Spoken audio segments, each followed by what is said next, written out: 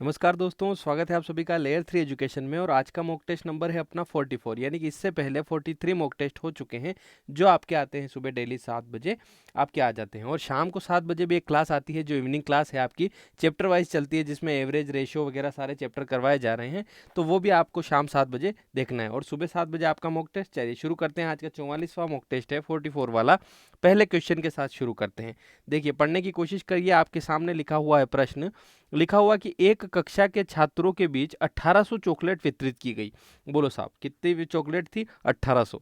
दे सोच सकते हो आप, है ना। वितरित की गई थी और प्रत्येक छात्र कक्षा में छात्रों की संख्या का 2 गुना चॉकलेट प्राप्त करता है, यानी कि जितने छात्र हैं उसका डबल आपको चॉकलेट मिलती है। ठीक है, चॉकलेट थोड़ा चॉकलेट होता है ना, चलो कोई बात नहीं, है ना। कक्षा में छात्रों की संख्या ज्ञात कर। देखिए, अपन गांव से हैं तो अपन चॉकलेट को चॉकलेट बोलते हैं। क्या बोलते हैं? चॉकलेट, है ना। चलो फिलहाल तो हम इस क्वेश्चन को करेंगे। देखिए, उसने जो बोला है वो हम करने की कोशिश करेंगे। पहले आप लोगों को सोल्व कर लेना है, फिर मैं आपको बताता हूँ। देखिए, हम मान लेते हैं कि जितने छात्र हैं कक्षा में, छात्र कितने हैं? आपने मान लिया कि छात्र है भैया एक्स, क्योंकि देवता हैं एक्स मैक्स के, तो इनको लाना जरूरी। ठीक है, इतने छात्र हो गए। अब वो बोल रहा है कि इन छात्रों की संख्या का दुगना चॉकलेट, इनकी दुगना चॉकलेट मतलब कितना? 2x चॉकलेट सभी में बांटा गया, यानी कि इतने छात्र हैं, सभी को इतने इतने चॉकलेट दिए गए। तो हम क्या करेंगे, मान लो 10 छात्र हैं, सभी को 5-5 चॉकलेट दी गई, तो कितनी? 50 चॉकलेट हो जाएगी। तो हम वही कर रहे हैं कि ये छात्रों की संख्या, ये छात्रों की संख्या, ये चॉकलेट की संख्या, ये चॉकलेट की संख्या, इनटू करेंगे तो टोटल चॉकलेट आ जाएगी। तो ये यहाँ पर आ जाएगी। टोटल चॉकलेट अपनी कितनी है? 1800। तो यहाँ मैंने लिख दिया 1800। अब यहाँ x का x में इंटू होता है तो एक्स स्क्वायर होता है, तो ये बनेगा आपका 2x स्क्वायर बराबर 1800। ठीक है साहब, यहाँ तक मामला ठीक है। अब 2 से मैंने क्या किया, इसको काटा तो 2 से उधर ले गया तो 900 आया। और किसका स्क्वायर 900 होता है? तो आप सभी को पता है कि 30 का स्क्वायर करने पर 900 आता है। तो हमने x क्या माना था? छात्रों की संख्या। तो आपकी 30 छात्रों की संख्या हो जाएगी। तो देखिए, उसने छात्रों की संख्या की डबल चॉकलेट प्राप्त करी थी, तो डबल यानी 30 के डबल 60 बांटी थी, और 60-60 चॉकलेट 30 बच्चों में बांटी, तो कितनी हो गई? 1800। यानी कि करेक्ट आंसर आपका हो जाएगा 1800। बोलो, समझ में आ गई क्या बात? हाँ साहब, आ गई। चलो इसी हिसाब से आगे बढ़ते हैं, नेक्स्ट क्वेश्चन लेते हैं। क्वेश्चन नंबर 2 देखिएगा। लिखा हुआ है कि गणित शिक्षण का प्रमुख उद्देश्य नहीं है। गणित शिक्षण का जो है प्रमुख उद्देश्य नहीं है। कौन सा? आपका चरित्र निर्माण करना, प्रश्न हल करना, वैज्ञानिक दृष्टिकोण करना, या मनोरंजन करना। तो इसका प्रमुख उद्देश्य कौन सा नहीं है? तो इसका प्रमुख उद्देश्य नहीं है मनोरंजन का। मनोरंजन का जो है प्रमुख उद्देश्य नहीं है। बाकी चरित्र निर्माण करना भी गणित शिक्षण में आता है, प्रश्न हल करना और वैज्ञानिक दृष्टिकोण इसमें आता है। चलिए, इसका आंसर हो जाएगा ऑप्शन नंबर डी, है ना। ठीक है, चलो ये डी दिख गया। आगे बढ़ते हैं, अगला क्वेश्चन देखिएगा। क्वेश्चन नंबर 3 देखिएगा। लिखा हुआ है कि 1 से 100 तक की संख्या लिखने में कुल कितने अंकों की आवश्यकता पड़ेगी? यानी कि 1 से जो अपन गिनती लिखते हैं ना, 1 2 3 4 5 ऐसे लगाकर 100 तक, तो ये 100 तक लिखते हैं तो कितने अंकों की आवश्यकता पड़ती है? 192, 182, 200 या फिर 100? चलिए बताइए, इसका आंसर आप लोग बताइए, करने की कोशिश करिए कि इसका आंसर क्या आएगा। फिर मैं आपको बताता हूं कि करेक्ट आंसर क्या आएगा। देखिए, करने की कोशिश करते हैं। मैं देखता हूं कि 2 अंकों की संख्या कितनी है। तो मैं देखता हूं 1 से 9 तक तो मेरे 1 अंकों की संख्या आ रही है, और 99 तक आती है 2 अंकों की संख्या। अगर 1 से 99 तक होता है तो आपकी 99 संख्याएं होती है, लेकिन 9 अंक जो संख्याएं हैं वो 1 अंक वाली है, तो मैं घटा दूंगा 9 संख्याएं, तो मेरी बची 90 संख्याएं। यानी कि 90 संख्याएं ऐसी है जो आपकी कितने अंक लिए हैं? 2-2 अंक लिए हैं। तो 90 दूना कितना हो गया? 180। तो ये हो गया, यानी कि 180 अंक तो इसमें आ गए। कितने? इनमें। और 1 से 9 तक के 9 अंक तो ये गिन लो, तो 180 और ये आपके 9 हो गए 189। ठीक है, अब 100 पे आ जाते हैं। 100 में कितने अंक और हैं? 3 अंक हैं, तो आपके हो जाएंगे 192, यानी कि ऑप्शन नंबर ए इसका राइट आंसर हो जाएगा। तो मैं एक बार और बता देता हूं कि 1 से 9 तक आपके चलते हैं कितने? एक एक अंक। तो एक एक अंक 9 में गुणा करेंगे तो 9 अंक आपके ये हो गए। ठीक है साहब, अब 10 से लगाकर 99 तक अंक हो रहे हैं आपके कुल 90। इनमें आपके अंक आ रहे हैं 2-2, यानी कि 180 अंक ये हो गए। और आपका आखिरी बचा हुआ 100, यानी कि इसमें हो रहे हैं 3 अंक आपके, 3 और ये हो जाएंगे, तो तीनों को जोड़ देंगे तो 192 अंक आपके आ जाएंगे। 192 अंकों को आवश्यकता पड़ेगी 1 से 100 तक की गिनती लिखने में। चलिए, इस क्वेश्चन का आंसर आ चुका है। आगे बढ़ते हैं, क्वेश्चन नंबर आपका 4 देखिएगा। 4th नंबर का क्वेश्चन है आप लोगों का। लिखा हुआ है कि हमारे लिए गणित का विशेष महत्व है। हमारे लिए गणित का विशेष महत्व है किस रूप में? चरित्रात्मक, सुनागरिकता, सौंदर्य अनुभूति, है ना, या फिर आपका अनुशासनात्मक। तो गणित का विशेष महत्व किस चीज में है आप सभी को पता होगा। इसका जो आंसर हो जाएगा वो आपका करेक्ट आंसर मैं बता देता हूँ, इसका आंसर होगा ऑप्शन नंबर डी, यानी कि अनुशासनात्मक। आपका जो अनुशासनात्मक विशेष महत्व गणित का होता है। आगे बढ़ते हैं नेक्स्ट क्वेश्चन की ओर, देखिएगा क्वेश्चन नंबर 5 देखिएगा, है ना। चलिए 5 नंबर का क्वेश्चन पढ़ने की कोशिश करिए आप लोग। एक व्यक्ति ने, देखिएगा हाँ, एक व्यक्ति ने अपनी संपत्ति का 1/4 भाग अपनी पुत्री को दे दिया, 1/2 भाग अपने पुत्रों को दे दिया और 1/5 भाग दान कर दिया। तदनुसार उसने कुल कितना भाग दे दिया, यानी कि टोटल भाग इसने कितना दे दिया। चलिए करने की कोशिश करते हैं। देखिएगा जितना दिया उसको प्लस कर लेंगे। देखिए 1/4 पुत्री को दिया तो मैं यहाँ लिखता हूँ 1/4। फिर क्या करा, फिर वो बोल रहा है कि 1/2 अपने पुत्रों को दिया तो यहाँ प्लस करूंगा 1/2। फिर क्या प्लस करूंगा, उसने 1/5 दान भी किया था तो 1/5 दान कर दूंगा। अब इन सब का 4, 2 और 5 का क्या ले लूंगा, मैं एलसीएम ले लूंगा। तो एलसीएम कितना आएगा आपका 5 चौक 20, 20 एलसीएम आएगा। तो 20 में सभी का भाग जा रहा है तो 4 से भाग जाएगा 5, फिर आप 2 से करेंगे 2 धाम, है ना, ठीक है, और 5 से करेंगे 4। तो आपने देखा कि कुल कितना भाग दे दिया, तो उसने इन सभी को जोड़ा तो आया 19/20, यानी कि उसने कुल कितना भाग दे दिया। तो आपका 19/20 उसने दे दिया वाला पूछा, इसलिए आंसर आ जाएगा 19/20। और अगर पूछ ला कि कितना शेष बचा, ऐसा पूछ लेता कि कितना शेष बचा, तो आपका आंसर आ जाता 1/20, है ना। तो इस प्रकार से इसका आंसर तो अभी तो फिलहाल हो जाएगा 19/20, है ना, इस प्रकार से। अब वो बोल रहा है, अगला क्वेश्चन देखते हैं। नेक्स्ट क्वेश्चन देखिएगा, लिखा हुआ है, इस कथन से संबंधित प्रश्न है आपका। लिखा हुआ है कि गणित सभ्यता का दर्पण है। गणित जो है वो सभ्यता का दर्पण है ना। तो ऐसा किसने कहा, हागबेन ने कहा, हर्बर्ट ने कहा, पेस्टालोजी ने कहा या डाल्टन ने कहा।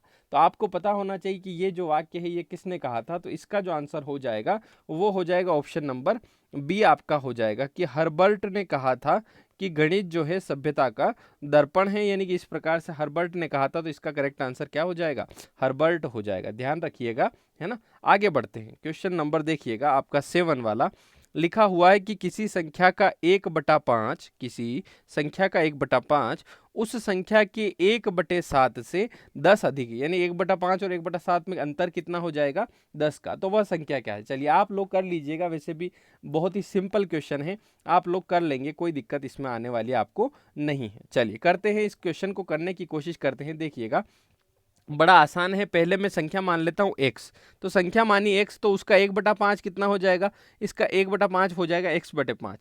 और आपका उस संख्या का 1/7 कितना हो जाएगा, तो x/7 हो जाएगा। और उन दोनों का अंतर 10 है तो यहाँ लिख दूंगा 10, ठीक है। अब 7 5 35, यानी कि एलसीएम इनका 35 आएगा, तो 5 से करेंगे 7x और इधर माइनस करेंगे 7 5 35, तो 5x बराबर आपका 10।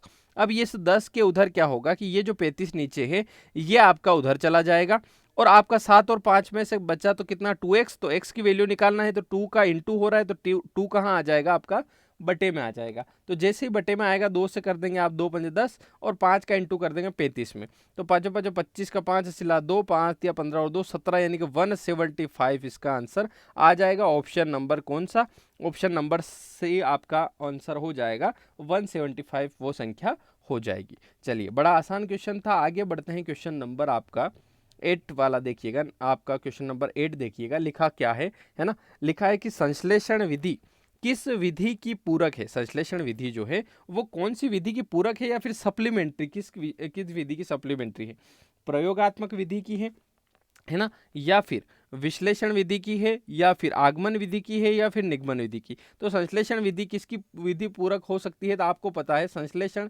जो है वो आपकी है विश्लेषण विधि की पूरक। तो इसका आंसर हो जाएगा विश्लेषण, यानी कि आपका ऑप्शन नंबर बी आपका राइट आंसर हो जाएगा, विश्लेषण विधि की पूरक विधि है। चलिए आगे बढ़ते हैं, क्वेश्चन नंबर आपका देखिएगा, आपका क्वेश्चन नंबर देखिएगा 9 वाला। लिखा हुआ है कि 2 अंकों की सबसे बड़ी अभाज्य संख्या क्या है। 2 अंकों की सबसे बड़ी अभाज्य संख्या बताना है। बड़ा आसान क्वेश्चन है।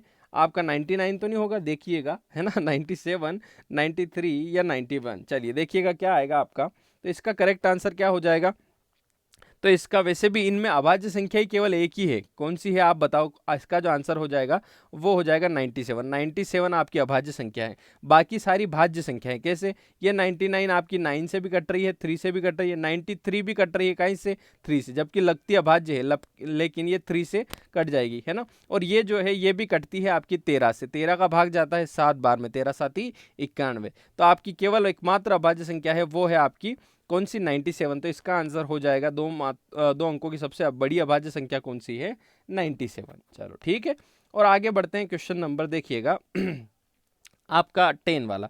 कौन सी विधि जो है सूक्ष्म से स्थूल की ओर अग्रसर होती है, कौन सी विधि में सूक्ष्म से स्थूल की ओर अग्रसर होते हैं, निगमन विधि में, संश्लेषण विधि में, आपका आगमन विधि में, या विश्लेषण विधि में। तो इसका जो आंसर है वो आप देख लीजिए, करेक्ट आंसर क्या होगा फिर मैं बताता हूँ।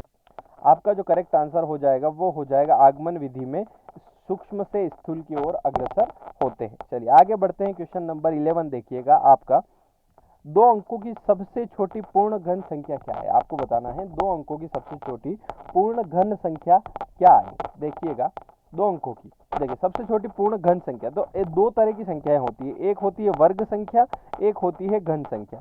वर्ग संख्या का मतलब होता है पावर 2 और घन संख्या का मतलब होता है पावर 3। जैसे कि मैं आपको समझाने की कोशिश करता हूँ, जैसे 5 का स्क्वायर, तो 5 का स्क्वायर 25 होता है, तो ये हो गई वर्ग संख्या। अब 5 का ही मैं ये क्यूब कर दूं तो ये हो गई 125, ये आपकी हो जाएगी घन संख्या। तो आपसे पूछा है 2 अंकों की सबसे छोटी, तो अब देखिएगा सबसे छोटी क्या होती है, जैसे एक का क्यूब करते हैं तो एक ही आता है, 2 का क्यूब करते हैं तो आपका 8 आता है, लेकिन 3 का क्यूब करते हैं तब 2 अंकों की संख्या आती है जो कि आपकी 27 आती है। तो 3 का क्यूब 27, यानी कि 2 अंकों की सबसे छोटी घन संख्या कौन सी हो जाएगी, आपकी हो जाएगी 27। और 2 अंकों की सबसे आपकी वर्ग संख्या पूछे, 2 अंकों की सबसे छोटी पूर्ण वर्ग संख्या, तो वर्ग संख्या हो जाएगी आपका 2 दूनी 4, 3 तिया 9, 4 चौक 16। तो सबसे छोटी आपकी वर्ग संख्या 2 अंकों की 16 हो जाएगी। इस प्रकार से आगे बढ़ते हैं। क्वेश्चन नंबर 12 देखिएगा, लिखा हुआ है कि वह कौन सी विधि है जो स्वक्रिया सिद्धांत पर आधारित। स्वक्रिया सिद्धांत का मतलब, स्व का मतलब होता है स्वयं, स्वयं और क्रिया मतलब खुद से करना, और इस सिद्धांत पर आधारित खुद से करना की विधि कौन सी आपकी है, विश्लेषण विधि है, खेल विधि है, प्रयोगशाला विधि है, या आगमन विधि है। बताइएगा इसका करेक्ट आंसर क्या होगा। तो मैं बता देता हूं, इसका जो करेक्ट आंसर होगा वो होगा खेल विधि। खेल विधि जो है स्वक्रिया सिद्धांत पर आधारित है। खेल विधि में बच्चा जो है खुद करके सीखता है, तो खेल विधि इसका आंसर आ जाएगा। चलिए आगे बढ़ते हैं। क्वेश्चन नंबर देखिएगा 13 वाला, देखिएगा आपके सामने लिखा हुआ है कि 10 संख्याओं का औसत 14 है ना, 10 संख्याओं का औसत 14 है। यदि प्रत्येक संख्या को 6 से गुणा किया जाए तो नया औसत क्या हो जाएगा। आपको बताना है कि हर संख्या को अगर 6 से गुणा करते जाएं तो नया औसत क्या हो जाएगा। देखिए, तो इसका जो आपका आंसर आएगा वो ये है कि कुछ नहीं करना है, जो औसत दिया है 14 उसमें गुणा कर देंगे जिसकी भी बोला है, 6 का गुणा कर देंगे, 6 चौक 24 का 4, हंसी लगा 2, 6 कम 6 और 2 कितना 84, 14 संग 84 भी होता है, 84 इसका आंसर आ जाएगा। कैसे आ जाएगा, तो मैंने आपको एवरेज वाले चैप्टर में पढ़ाया भी था, आपको याद होगा। मैंने बोला था कि मान लो संख्याएं 1 2 3 4 5 है ना, उसमें कुछ भी करने को है, जैसे कि फॉर एग्जाम्पल यही वाला ले लेते हैं कि 6 से गुणा करने को है, तो उस आप सब में गुणा करके भी देखते हैं। मान लो 6 कम 6, 6 दूनी 12, 6 तिया 18, 6 चौक 24, 6 पंजे 30, तो सब में मैंने क्या किया, 6 का गुणा सभी में कर लिया। अब 6 का गुणा करने पर भी जो अब औसत आएगा वो कितना आएगा, तो आप देखोगे नया औसत भी आपका 18 हो रहा है। तो आप क्या कर सकते थे, सभी में गुणा करने की बजाय आप कर सकते थे कि केवल औसत में गुणा कर दे। तो हमने यहाँ वही किया है कि केवल क्या किया, औसत में गुणा कर दिया, तो आपका नया औसत आ जाएगा ये वाला। तो आपका 14 से 84, यानी कि इसका आंसर तो ऑप्शन नंबर सी आपका हो जाएगा। चलिए समझ में आ गई होगी बात, बिल्कुल सिंपल क्वेश्चन है ना। ये वैसे भी एवरेज वाला पूरा चैप्टर करवा रखा है, जिन लोगों ने नहीं देखा है वो जाकर प्लेलिस्ट में देख सकते हैं। MPSI 2020 करके आपकी 2020 मैथ्स बाय विनोद सर करके एक प्लेलिस्ट बना रखी है, जिसमें रेशो वाला चैप्टर चल रहा है। और कल मैंने आपके करवाए हैं सिक्के से संबंधित प्रश्न, है ना, सिक्के से संबंधित प्रश्न जो आपकी परीक्षा में भी आ सकते हैं वो करवाए हैं, तो वो जाकर आप देख सकते हैं, आपके लिए काफ़ी हेल्पफुल होगा। चलिए आगे बढ़ते हैं। और आज भी आपका आने वाला है, शाम को डेली 7 बजे आती है वो क्लास, और सुबह आपका यह मॉक टेस्ट आता है। चलिए इस क्वेश्चन पे आ जाते हैं। लिखा हुआ है कि किस शिक्षण सहायक सामग्री का सबसे अधिक उपयोग शिक्षण गणित में किया जाता है। तो ये रिपीटेड क्वेश्चन है, बहुत बार एग्जाम में आता है। तो किस सहायक सामग्री का उपयोग सबसे अधिक उपयोग होता है।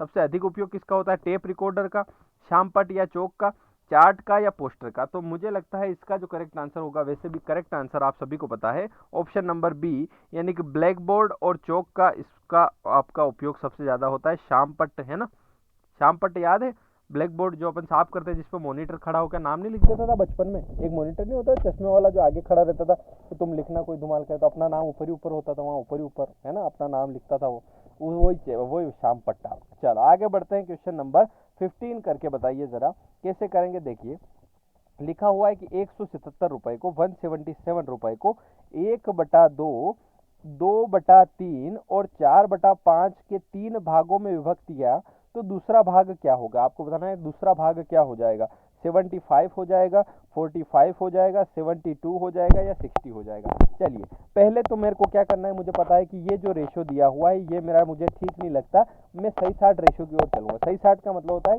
कि एग्जैक्ट वन लाइन में, भिन्न वाला नहीं चाहिए मुझे, केवल व्यवस्थित वास्तविक संख्याएं चाहिए, है ना। चलो तो आप देखेंगे कि 2 3 5, अब 2 3 5 का जो आपका एलसीएम होता है 2 3 6 6 बजे 30 है ना, तो 30 एलसीएम हो जाएगा इसका, कितना हो जाएगा 30। अब 2 से करेंगे तो कितनी बार करेंगे आप, 15 बार करेंगे। 3 से करेंगे 10, 10 दूने 20 है ना, और 5 से करेंगे 5 अंक 30, 6 चौक 24। तो आपका रेशो बना 15 20 और 24, तो नया रेशो बन गया 15 20 24। अब इस रेशो में बांट देंगे, 15 20 24 को यहाँ लिख देंगे 15 20 और 24। अब दूसरा भाग पूछा आपसे, कोई बात नहीं, तो 177 के नीचे में लिखूंगा इन तीनों का टोटल, क्योंकि तीनों में बांटना है तो तीनों का टोटल आ जाएगा। 15 20 और 24 को जोड़ते हैं तो 5 4 9, और आपका देखा 1 2 3 3 2 5, 59 है ना, 59। अब देखा कि आपका इंटू क्या करना है, आपसे दूसरा भाग पूछा है तो दूसरा भाग 20 है। अब ये 59 से ऊपर कटेगा जरूर, वरना ऐसा हो नहीं सकता है ना। तो कटेगा कैसे, तो मैंने देखा 50, 50 का 3 गुना 150, और 9 का भी फिर 3 गुना ही करूंगा तो 27। तो यहाँ पे इन दोनों को जोड़ा तो 7 5 2 7, और यहाँ 177 आ रहा है, तो 59 से टोटल 3 बार में ये कट जाएगा पूरा, क्योंकि 50 का 3 गुना 150 और 9 का 3 गुना 27, तो दोनों को जोड़ने पर 177 आ रहा है आपका, तो 3 बार में कट गया और 20 दिया 60। तो दूसरी जो संख्या है वो आपकी 60 हो जाएगी। ऑप्शन नंबर बी आपका, option number D sorry, option number D जो है वो आपका राइट आंसर हो जाएगा। चलिए फिलहाल बढ़ते हैं अगले क्वेश्चन की ओर। देखिएगा लिखा हुआ है, ध्यान दीजिएगा कि गणित शिक्षण में मापन से आपका क्या तात्पर्य है। मापन से आपका क्या तात्पर्य है, देखिएगा व्यापकता ज्ञात करना, वेधता ज्ञात करना, विश्वसनीयता ज्ञात करना या मात्रा ज्ञात करना। तो देखिए मापन का मतलब होता है मापना, तो मापते क्या है, मात्रा, तो इसका आंसर हो जाएगा ऑप्शन नंबर डी है ना। फिलहाल आंसर दिख गया था, तो अगली बार ध्यान रखना आंसर नहीं दिखना चाहिए। चलिए आगे बढ़ते हैं, क्वेश्चन नंबर 17 देखिएगा लिखा हुआ है कि इस क्वेश्चन को जरा करके बताइए मुझे कि इसका आंसर क्या आएगा। पहले आप लोग कर लीजिए। देखिए लिखा हुआ है कि 300 रुपए के 100 सेब खरीदे गए। 300 रुपए में कितने सेब खरीदे गए, 100 सेब। ठीक है साहब, बड़ा सस्ते खरीद लिए यार, चलो कोई दिक्कत नहीं उनमें, क्योंकि अपने घर में जो सेब आते थे वो बीमार होने पर ही आते थे। जैसे अपने घर में जो अपन मिडिल क्लास फैमिली से हैं, अपने कोई लोग बीमार होता था तो ही सेब देखना मिलता था, है ना। जैसे कई बचपन में देखा मैंने सेब, तो एक बार घर आया मैंने देखा सेब, मैंने कहा कौन बीमार है, कि नहीं ऐसे ही लाए, मैंने कहा ऐसे भी ला सकते हैं क्या, फिर पता चला मैंने कहा ऐसे भी ला सकते हैं। चलो चलो अभी आ जाते हैं क्वेश्चन, ठीक है। अब वो बोल रहा है कि 100 सेब खरीदे गए, उनमें से 4 सेब सड़े गए थे। तो यहाँ समझ लो 100 सेब थे टोटल, 4 सड़े हुए हैं, तो अब बचे कितने हैं बेचने के लिए, 96 बचे हैं। अब वो बोल रहा है कि 300 में खरीदे थे, ठीक है, यहाँ लिख देते हैं 300 कि भैया 300 में हम लेकर आए, ठीक है, 300 रुपए लगे। अब वो बोल रहा है कि शेष को 50 रुपए प्रति दर्जन। अब 96 सेब हैं, अब दर्जन कितने हैं तो मुझे निकालना पड़ेगा, तो 12 से भाग लगा दूं तो 12 12 50 12 84 12 96, तो 8 दर्जन बच रहे हैं। कितने बच रहे हैं, 8 दर्जन टोटल होते हैं। कितने, 96 सेब हैं तो 8 दर्जन है। मान लो मैं बोलता हूँ 24 सेब है, तो आप क्या करते हो, देखते हो 2 सेब 2 दर्जन है, इस प्रकार से, तो 8 दर्जन हो गए। तो आपने क्या किया, 50 रुपए प्रति दर्जन के हिसाब से बेचा, तो एक दर्जन के 50, तो 8 दर्जन के कितने, 8 5 40 यानी कि 400। तो आपने 300 रुपए में खरीदा था और 400 रुपए आपको मिल गए, तो आपको कितने मिल गए, तो 300 से 400 यानी कि 100 रुपए का लाभ हो गया। तो इसका आंसर हो जाएगा ऑप्शन नंबर डी, आपका करेक्ट आंसर हो जाएगा। तो इस प्रकार से इसका आंसर हो जाएगा डी। चलिए बेहतरीन क्वेश्चन था, वीडियो को लाइक और शेयर कर दीजिएगा, है ना। चलिए वैसे कहने की जरूरत नहीं, कमेंट भी सभी कर देते, कोई दिक्कत नहीं है। चलिए आगे बढ़ते हैं। और एक कल एक कमेंट आया था कि सर ये लाइव क्लास कब चलेगी, आप रिप्लाई तो देते नहीं हैं, है ना। तो लाइव क्लास कैसे चल सकती है, मेरी बात सुनिए आप लोग। मैं यहाँ पर वीडियो भी बना रहा हूँ, कहीं से, एयरफोन से, जो एयरफोन होते हैं ना गाने सुनने के, उनसे वीडियो बना रहा हूँ, और घर पे है सभी। सर मंदसौर है और मेरा गांव दूर है 50-60 किलोमीटर दूर। तो मैं मेरे गांव में हूँ घर पे, तो ये लाइव क्लास यहाँ से नहीं चला सकता क्योंकि स्टूडियो हमारा मंदसौर में है, श्याम सर के घर पे है ना, लेयर 3 का। तो मैं घर पे हूँ, तो लाइव क्लास तो जब ये लॉकडाउन खत्म हो जाएगा तब चलाएंगे, है ना। तो आप लोगों से रिक्वेस्ट है कि थोड़ा धैर्य रखें, है ना, क्योंकि मुझे भी घर ही रहना पड़ेगा अभी। चलिए, फिर भी आपके लिए कोशिश कर रहा हूँ, दिन भर इसी में लगा रहता हूँ, ये क्वेश्चन निकालना, इनको टाइप करना, इनको रेडी करना, फिर इनका रिकॉर्ड करना, है ना। फिर वो सुबह शाम वाली क्लास भी है, उसके भी क्वेश्चन निकालना, आपके लिए ही कर रहे हैं, कोई दिक्कत वाली बात नहीं है, बस आपको तो केवल देखना है ना। चलिए, कोई बात नहीं, कमेंट कर दिया करें आप, कोई दिक्कत नहीं है, पर मैं बता दूंगा आपको, है ना। चलो ठीक है, कोई भी क्वेरी हो आपकी, आप कमेंट में लिख दीजिए, कोई दिक्कत नहीं है, मैं पढ़ता हूँ, है ना। प्रायः छात्र पिछड़ेपन के शिकार हो जाते हैं, जो छात्र हैं वो पिछड़ेपन के शिकार हो जाते हैं। ऑप्शन नंबर ए निर्धन परिवार के, ऑप्शन नंबर बी धनी परिवार के, ऑप्शन नंबर सी उच्च परिवार के, ऑप्शन नंबर डी धनी और निर्धन परिवार के। तो पिछड़ेपन के शिकार जो हो जाते हैं वो इसका आंसर हो जाएगा ऑप्शन नंबर ए, कि निर्धन परिवार के जो है छात्र पिछड़ेपन के शिकार हो जाते हैं। शिक्षा व्यवस्था इतनी होती नहीं है, उनको शिक्षा मिलती नहीं है ना। और आजकल जो सरकारी स्कूलों की स्थिति है उनमें शिक्षा जो है वो नाम मात्र की रह गई है ना। चलिए, ये शिक्षा सुधार तभी हो सकता है जब इन जो सरकारी स्कूल है, सरकारी स्कूल में जितने भी सरकारी नौकरी कर रहे हैं ना, उनके बच्चों को अगर सरकारी स्कूल में ही पढ़ाया जाए, यानी कि आईएएस का, कलेक्टर का बेटा जो है अगर सरकारी स्कूल में ही पढ़े, तब सरकारी स्कूल की जो शिक्षा स्तर है उसमें सुधार आ पाएगा, वरना ये सुधार नहीं आ सकता। तो इनके जो सरकारी जो आपके अधिकारी लोग हैं, इनके बच्चों को अगर इसमें पढ़ाया जाए तो इसमें शिक्षा में सुधार आ सकता है। चलिए, फिर मेरे निजी विचार हैं, इससे कोई सहमत भी हो सकता है, नहीं भी हो सकता है। आगे बढ़ते हैं अपन। तो क्वेश्चन नंबर 19 देखिएगा, वह धनराशि कितनी है जो 5% वार्षिक साधारण ब्याज की दर से 2 रुपये प्रतिदिन का ब्याज अर्जित कर सकते हैं। तो साधारण ब्याज में वार्षिक ब्याज अर्जित करें कितने रुपए का, 2 रुपये एक दिन का। तो वर्ष में कितने रुपए हो जाएंगे, तो आप बात करते हैं एक साल में होते हैं 365 दिन। अब कोई कोई आ जाएगा सर 366 भी होते हैं, तो भैया ये लीफ वर्ष में होते हैं, साधारण ब्याज, साधारण वर्ष इसको यहाँ पर लेंगे, है ना। चलो, 365 के हिसाब से 2 रुपये रोज के, तो आप बताओ कितना ब्याज हुआ। तो 300 का डबल 600, 60 का डबल 120, है ना, 720, और 5 का डबल 730। तो यहाँ 730 रुपये ब्याज आ जाएगा, है ना। तो 730, तो यहाँ 730 ही आएगा। देखिएगा, मैं करके बता देता हूँ, 2 5 10 की 0 हिलाए, 2 6 12 और 13 13 हिलाते होती है 6 और 1 7, है ना। 730 रुपये ब्याज अर्जित हो जाएगा। रेट आपकी 5% है। आपको धनराशि ज्ञात करनी और टाइम आपका ये 1 साल का ही है, तो बड़ा आसान हो गया है अब तो। साधारण ब्याज बराबर मूलधन गुणित दर गुणित समय बटे 100। अब साधारण ब्याज मैंने निकाला 730, तो यहाँ लिख दूंगा 730 बराबर मूलधन निकालना है, मूलचंद निकालना है, मूलचंद को रहने दो यहीं पे। दर कितनी है, 5%। आपका समय कितना है, 1 साल, बटे कितना कर देंगे 100। तो आप देखिएगा कि 5 से कटेंगे 20, और 20 बटे में है तो उधर जाते ही इंटू हो जाएंगे, तो 730 का डबल हो जाएगा 020, और 2 तिया 6 और 2 7 14, तो 14,600 रुपये कहाँ दिख रहे हैं, ऑप्शन नंबर सी इसका करेक्ट आंसर हो जाएगा, है ना। चलिए, आगे बढ़ते हैं। नेक्स्ट क्वेश्चन देखिएगा, नेक्स्ट प्रश्न आपका 20 वाला लिखा हुआ है कि उच्च बुद्धि लब्धि का बालक कहलाता है, यानी कि उच्च बुद्धि लब्धि का बालक क्या कहलाता है, पिछड़ा बालक, प्रतिभाशाली बालक, अपराधी बालक, इनमें से कोई नहीं। तो बड़ा आसान क्वेश्चन आ गया है ये, तो इसका जो करेक्ट आंसर हो जाएगा वो हो जाएगा प्रतिभाशाली बालक, है ना। उच्च बुद्धि लब्धि का बालक क्या कहलाएगा, प्रतिभाशाली, इंटेलिजेंट बच्चा कहलाएगा, सीधी सी बात है। चलो, आगे बढ़ते हैं। क्वेश्चन नंबर 21 लिखा हुआ है कि एक रेलगाड़ी 180 किलोमीटर प्रति घंटा की चाल से चल रही है। एक रेलगाड़ी जो है 180 किलोमीटर प्रति घंटा की चाल से चल रही है, उसकी चाल मीटर प्रति सेकंड में कितनी होगी। देखिए, कल भी कोई उस टाइम भी करवाया था, कोई कह रहा 5/18 क्यों करा, तो आज इसका क्लियर हो ही जाएगा। कैसे, 180 को मीटर पर सेकंड में करना है तो 5/18 करना पड़ता है। तो 5/18 करेंगे तो 18 से करेंगे एक बार, 10 10 5 50, यानी कि 50 मीटर प्रति सेकंड आ जाती है। अब मीटर प्रति सेकंड क्यों करते हैं, तो एक बार और बता देता हूँ, मेरे सभी मित्रों को पता है, लेकिन कोई कोई ऐसा रह जाता है ना मेरा मित्र, चलिए उसको भी बता देता हूँ। देखो, ये होता है किलोमीटर प्रति घंटा में, है ना। यस, इसको किलोमीटर प्रति घंटा से ले जाते हैं हम मीटर प्रति सेकंड में। तो किलोमीटर से मीटर में ले जाते हैं, तो 1 किलोमीटर में कितने मीटर होते हैं, तो आप बोलोगे कि 1000 मीटर होते हैं। तो ये किलोमीटर से मीटर में हो गया 1000, बटे फिर सेकंड में जाना है, बटा लगाना है, ये बटा लगाया। अब सेकंड में जाना है घंटे से, तो घंटे से सेकंड में जाने के लिए मुझे क्या करना पड़ेगा, देखिए, तो 1 घंटे में मिनट होते हैं 60, कितने मिनट होते हैं 60, तो यहाँ लिखूंगा 60, लेकिन उसने तो सेकंड पूछा, तो उसमें सेकंड करने के लिए वापिस से 60 का गुणा करना पड़ेगा। जैसे कि 1 मिनट में मैं बोलूँ तो कितना सेकंड होता है 60, और 1 घंटे में कितने होते हैं, तो आप 60 गुणित 60 करेंगे तो ये हो जाएगा आपका मीटर प्रति सेकंड। अब 2 जीरो से आपने 2 जीरो उड़ाई व्यवस्थित तरीके से।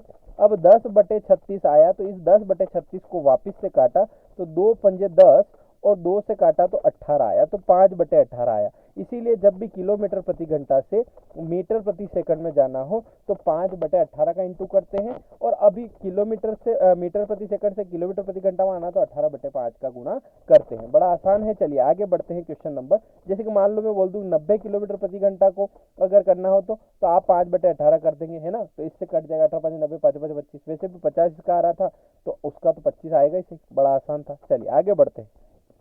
22 वाला लिखा हुआ है कि एक वस्तु का मूल्य पहले 20% घटाकर फिर 30% बढ़ा दिया गया, परिणाम स्वरूप, है ना, यदि उसका मूल्य 416 रुपए हो जाए तो वस्तु का मूल्य पहले कितना था। तो घटायन बढ़ायन ये रामायण करी, उससे पहले कितना था आपको बताना है। चलिए करने की कोशिश करिए, देखिए करने की कोशिश करेंगे। देखिए किससे होगा, देखिए पहले 20% घटाया तो मैं 100 मान रहा हूँ, कितना मान रहा हूँ, 100 मान रहा हूँ। अब 100 मान रहा हूँ, 20% घटाता हूँ तो 80 हो जाएगा, है ना। अब वो बोल रहा है कि यदि अब फिर क्या 30% बढ़ाया तो 30% 8 80 में 30 जोड़ दूंगा, नहीं नहीं नहीं, ऐसी मूर्खता नहीं करूंगा। 100 का 20% था इसलिए 100 पे था इसलिए डायरेक्ट 20 आया, लेकिन 80 का 30% कितना आएगा, तो आप निकालोगे 8 या 24, तो 24 जोड़ोगे तो 80 20, है ना, 80 20 और 24 यानी कि 104 आ जाएगा। यहाँ 24 जोड़ना पड़ेगा, है ना, 30%, तो 104 हो गया। वो बोल रहा है कि ये जो 104 हो गया है ये तो उसका वास्तविक में 416 हो गया है, तो 416 मेरे 104 के बराबर है, तो मैं इसको 104 इसके नीचे लिखूंगा। क्या पूछा है कि भैया पहले कितना था, तो पहले जो आपका था वो आपका कितना था, 100 था, तो आप इंटू क्या कर देंगे 100 का, तो 4 चौक 16 और 100 चौक 100, तो 4 बार में कट रहा है, तो 4 इंटू 100 यानी कि पहले जो संख्या थी वो कितनी थी आपकी 400, यानी कि ऑप्शन नंबर सी आपका राइट आंसर हो जाएगा। चलिए फिलहाल आगे बढ़ते हैं अगले क्वेश्चन पर। देखिएगा नेक्स्ट क्वेश्चन लिखा हुआ है कि शिक्षण प्रक्रिया का आखिरी चरण है, शिक्षण प्रक्रिया का जो है वो आखिरी चरण आपका क्या है। चलिए करने की कोशिश करेंगे। देखिए बताइए इसका आंसर क्या हो जाएगा, मूल्यांकन, अधिगम, उद्देश्य या अनुदेशवाद। तो इसका आपका जो आंसर होगा वो होगा कि शिक्षण प्रक्रिया का आखिरी चरण क्या है, तो मूल्यांकन इसका आंसर हो जाएगा कि मूल्यांकन जो है वो शिक्षण प्रक्रिया का आखिरी चरण है। फिलहाल बढ़ते हैं नेक्स्ट क्वेश्चन की ओर। आपका लिखा हुआ 24वां क्वेश्चन है कि 24 घंटे के प्रारूप में मध्याह्न के 2:30 को लिख सकते हैं। आपके 24 घंटे की घड़ी में लिखना पड़ेगा, आपके जो 2:30 बज रहे हैं इसको क्या लिखेंगे। तो मैंने बताया था कि 24 घंटे जो है वो होता है 12 घंटे के बाद शुरू होता है, तो 12 के बाद शुरू हुआ तो है ना 13 और 14, तो ये बज गई 2, यानी कि 14 बज रही है, मतलब आपकी 2 बज रही है, तो आपका 14:30 इसको लिख सकते हैं। इसका आंसर हो जाएगा आपका 14:30, है ना। चलिए आपको बताना है अगला क्वेश्चन, क्वेश्चन नंबर 25 पे चलते हैं। लिखा हुआ है कि शिक्षण सिद्धांतों को, क्या बोल रहा है, शिक्षण सिद्धांतों को अधिगम सिद्धांतों पर आधारित किया जा सकता है। शिक्षण सिद्धांतों को अधिगम सिद्धांतों पर आधारित किया जा सकता है, यह कथन है किसका, क्रोनबेक का, एडवर्ड का, एंजल का या सेंसर का। तो इसका आंसर हो जाएगा आपका क्रोनबेक, है ना। क्रोनबेक यानी कि क्रोनबेक ने कहा था कि शिक्षण सिद्धांतों को अधिगम सिद्धांतों पर आधारित किया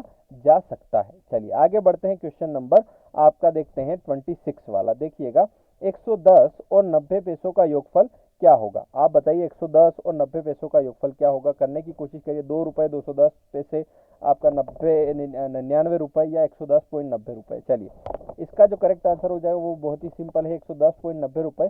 पर ये आपका वहाँ एग्जाम में थोड़ा सा लफड़ा ये करता है कि 110 और 90 देखते ही अपने दिमाग में 200 पैसे आ जाते हैं, और 200 पैसे आते ही अपना दिमाग कहता है कि 2 रुपये हो रहे होंगे, तो 2 रुपये भी किसी किसी का आंसर लग जाता है। इसलिए ये क्वेश्चन लाए जाते हैं कि एग्जाम में जो क्वेश्चन गलत होते हैं उनका मैक्सिमम चांस ये रहता है वो क्वेश्चन होते हैं सिंपल वाले। तो सिंपल वाले क्वेश्चन में जरा सोचना है कि ये 110 रुपये है ना, 110 रुपये और पैसे हैं ये, तो 90 पैसे इधर जोड़ेंगे, पैसे इधर जोड़े जाते हैं और ये इधर जोड़ेंगे, तो 110.90 रुपये इसको कहेंगे। ऑप्शन नंबर डी आपका राइट आंसर हो जाएगा। चलिए फिलहाल बढ़ते हैं अगले क्वेश्चन की ओर। क्वेश्चन नंबर 27 देखिएगा, बीज गणित की शिक्षण विधि है, बीज गणित शिक्षण विधि है, कौन सी, समीकरण विधि, खेलकूद विधि, प्रदर्शन विधि, है ना, या इनमें से कोई नहीं। तो इसका जो आंसर हो जाएगा वो हो जाएगा, आप सभी को पता होगा, समीकरण विधि जो है वो आपकी बीजगणित समीकरण चलते हैं। बीजगणित में एलजेब्रा जो है उसमें समीकरण चलते हैं, ए स्क्वायर माइनस बी स्क्वायर क्या होता है, तो ए प्लस बी गुणित ए माइनस बी, ऐसे चलता है। तो ये समीकरण विधि इसकी हो जाएगी। फिलहाल जैसे यहाँ रेखा गणित आ जाता, तो रेखा गणित का जो आंसर है वो है प्रदर्शन विधि पर चलती है रेखा गणित, है ना, प्रदर्शन विधि से करवाई जाती है। चलिए आगे बढ़ते हैं, क्वेश्चन नंबर आपका 28 देखिएगा। लिखा हुआ है थोड़ा सा अल्फा न्यूमेरिक सीरीज आपकी है, पैटर्न है लेकिन थोड़ा सा अल्फा न्यूमेरिक का मतलब होता है कि उसमें आपका न्यूमेरिकल भी है और अल्फ़ाबेट भी है। फिलहाल आपकी जो मैंने पेड क्लास में करवाए थे, पेड क्लास में मैंने आपके 100 तो वो पैटर्न वाले करवाए थे, संख्या वाले, और ये भी करवाए थे, तो सारे आपके करवा रखे हैं। उसमें 8 तरह के पैटर्न भी करवाए थे, सारे आपके कहीं भी दिक्कत इसमें आने वाली नहीं है। चलिए इस क्वेश्चन को आप लोग कर लेंगे, मुझे पता है। देखिए डी एफ एच जे, तो आप देख रहे हैं डी के बाद आ रहा है एफ, मतलब डी के बाद क्या छोड़ा उसने, ई छोड़ा, एफ आ रहा है, फिर जी आ रहा है, जी नहीं आ रहा है, जी को छोड़ा, फिर लिखा एच, एच के बाद फिर आई को छोड़ा, फिर लिखा जे। तो आपको पता चल रहा है कि एक एक वो छोड़ता जा रहा है, यानी कि जे के बाद जे के तो छोड़ देगा, फिर लाएगा एल, एल आ जाएगा। अब संख्या की बात, तो एल एक ही बार आ रहा है तो इसका आंसर एल आ जाएगा, बड़ा एल 8, है ना। और यहाँ पे देखेंगे 4 5 6 7 तो 8 आ जाएगा, तो एल 8 इसका आंसर हो जाएगा, बड़ा सिंपल है। आगे वाले वीडियो में मैं ज़रूर, आप अगर चाहते हैं कि ऐसे क्वेश्चन और लाऊं तो प्लीज़ आप कमेंट कर दीजिएगा कि हाँ इस प्रकार के क्वेश्चन सर हमें इस प्रकार में थोड़ी सी दिक्कत है। तो आप लोगों को जिन चैप्टर में या जिन क्वेश्चन में दिक्कत है उसका थोड़ा सा मुझे कमेंट करके थोड़ा सा इत्तला कर दीजिएगा सारे मित्र, क्योंकि मेरे पास अभी क्वेश्चन खत्म हो, मतलब मिल नहीं रहे कि कौन से क्वेश्चन लूँ। तो आप लोगों के सजेशन जब आते हैं ना, सर आप ये इस टाइप के लाओ, इस टाइप के लाओ, तो फिर मेरे को वहाँ से क्वेश्चन मैं नेट वगैरह पे ढूंढता हूँ, फिर कॉपी में लिख के फिर टाइप करता हूँ। तो आप लोग थोड़ा सा मेरा इतना सा काम कर देना कि थोड़ा कमेंट वगैरह कर देना, वीडियो कैसा लग रहा है वगैरह, है ना। ठीक है, चलो आगे बढ़ते हैं, क्वेश्चन नंबर 29, इतना आप कर सकते हैं वैसे। चलो लिखा हुआ है कि छात्र को विभिन्न रेखागणित की आकृतियां देखकर उनमें से त्रिभुजाकार आकृतियां अलग से करवाई गई, तो इसका उद्देश्य क्या है, अनुप्रयोगात्मक या फिर अवबोधात्मक या फिर ज्ञानात्मक या फिर यह सभी। चलिए इसका आंसर आप लोग लगा लीजिए, इसका करेक्ट आंसर क्या है, और सभी को स्कोर भी कमेंट करना है ना, सभी स्कोर कमेंट करते हैं, और जो लोग नहीं करते उनसे मैं कह रहा हूँ कि स्कोर कमेंट जरूर करिएगा कि आपके नंबर कितने आ रहे हैं 30 में से। ये 30 नंबर का आपके इसीलिए करवाया जा रहा है। तो इसका जो आंसर हो जाएगा, फिलहाल देखिए, उससे त्रिभुजाकार अलग करवाई, यानी कि अवबोधात्मक। अवबोध का मतलब होता है कि उसे पता चल रहा है या नहीं चल रहा है, अवबोध का मतलब होता है उसे ज्ञान होना, एक तरह से अवबोध होना। जैसे कि मैंने बोला कि त्रिभुज, यहाँ पर चतुर्भुज, और ये इस प्रकार से दिया, तो इसमें त्रिभुजाकार आकृति कौन सी है, तो उसको देखते ही पता चलना चाहिए। जैसे उसको दिया कि ये आकृति है ना, और ये आकृति, इसमें से आप वर्ग को ढूंढिए, है ना, तो उसको पता चलना चाहिए कि ये वर्ग है, हालांकि ऐसा है तो नहीं, पर ये वर्ग है, तो उसको अवबोध होना चाहिए। तो अवबोधात्मक उद्देश्य इसमें होता है। चलिए आगे बढ़ते हैं, क्वेश्चन नंबर लास्ट क्वेश्चन है 30। लिखा हुआ है कि निम्नलिखित में से किस संख्या में 6 का स्थानीय मान 6 है, बोलो साहब। 6 का स्थानीय मान 6 का मतलब होना कि आपका 6 का स्थानीय मान 6 कितना कब होगा, जब 6 आपका किस अंक पे हो, इकाई अंक पे। तो इसका करेक्ट आंसर क्या आ जाएगा, आपका ऑप्शन नंबर डी हो जाएगा कि 6 इकाई अंक पे है। तो जब आपका कोई सी भी संख्या इकाई अंक पे होती है तो उसका स्थानीय मान और जातीय मान समान होता है। तो क्वेश्चन ऐसा बन सकता है आपका कि संख्या का कौन सा स्थान ऐसा है जहां पे उसका स्थानीय मान और जातीय मान दोनों एक हो, तो वो स्थान होता है इकाई, है ना। ऑप्शन दे देगा इकाई, सैकड़ा, दहाई, है ना, हजार। तो इकाई अंक पे होने पर उसका स्थानीय मान और जातीय मान दोनों एक होते हैं, है ना। चलिए आज की क्वेश्चन थे 30 इस प्रकार से, है ना। और बेस्ट ऑफ लक आप सभी की एग्जाम के लिए, बहुत जल्द आएगी, आप टेंशन मत लीजिएगा। देखिए होता क्या है कि समय अभी ऐसा चल रहा है बिल्कुल फ्री वाला, तो अभी ऐसा लगता है कि यार एग्जाम ही पीछे पड़ गई, पता नहीं कब होगी होगी कि भी नहीं होगी, ऐसे नेगेटिव विचार आते हैं दिमाग में। लेकिन उनको साइड में रखकर हमें तैयारी करते रहना है। क्यों करते रहना है, क्योंकि जब ये लॉकडाउन खुलेगा तो मात्र 1 महीने के अंदर आपकी एग्जाम कंडक्ट हो जाएगी, जहां तक मुझे पता है। तो आप उस मुगालते में मत रहना, तैयारी करते रहना। और एक और चीज की don't forget to watch English, देखो सही आप है 7 बजे आपको देखना है ना। तो 7 बजे आपकी इवनिंग क्लास आती है चैप्टर वाइज, तो वो देखना आप लोगों को बहुत जरूरी है ना। चलिए मिलेंगे नेक्स्ट वीडियो में, तब तक के लिए धन्यवाद। ऐसे ही देखते रहिएगा और कमेंट करके जरूर इत्तला करिएगा सर इस टाइप के क्वेश्चन लाओ, तो मैं थोड़ा सा मेहनत करके, हालांकि अभी मेहनत कर ही रहा हूँ ऐसे ईमानदारी से, है ना। चलो मिलेंगे नेक्स्ट वीडियो में, तब तक के लिए धन्यवाद। जो लोग कमेंट करते हैं उनको दिल से बहुत बहुत धन्यवाद। चलिए धन्यवाद, मिलेंगे नेक्स्ट वीडियो में, अलविदा।